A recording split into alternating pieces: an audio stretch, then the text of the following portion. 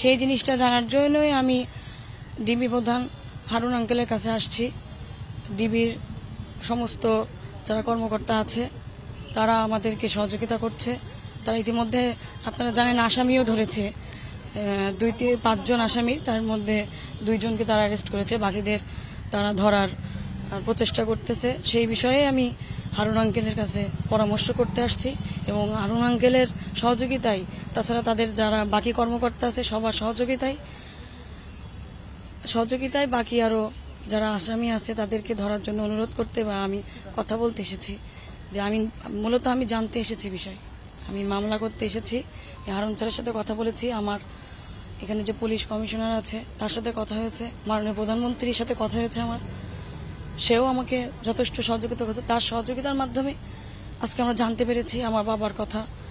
সে আসামিদের ধরার জন্য সে আশ্বস্ত করেছেন সে সর্বোচ্চ চেষ্টা করবেন।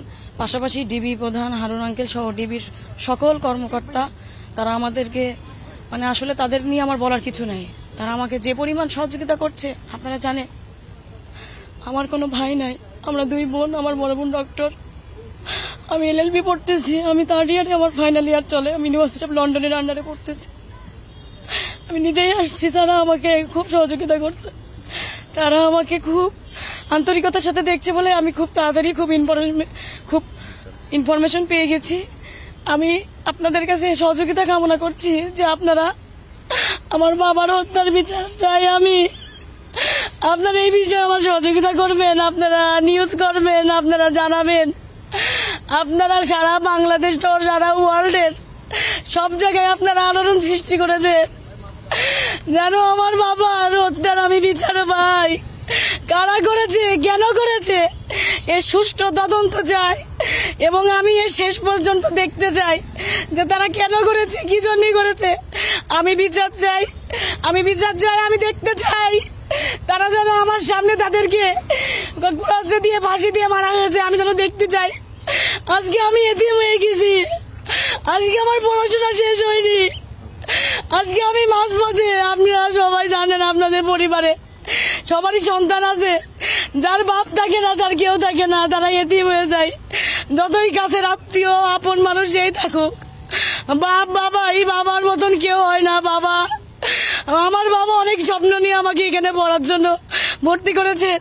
আমি পরীক্ষাও দিয়েছি, আমার সামনে রেজাল্ট দেবে, সে আমার বলে গেছে আমি ইন্ডিয়া থেকে এসে তোমার পরীক্ষার রেজাল্ট আমি চেক করবো, তুমি কি করেছো।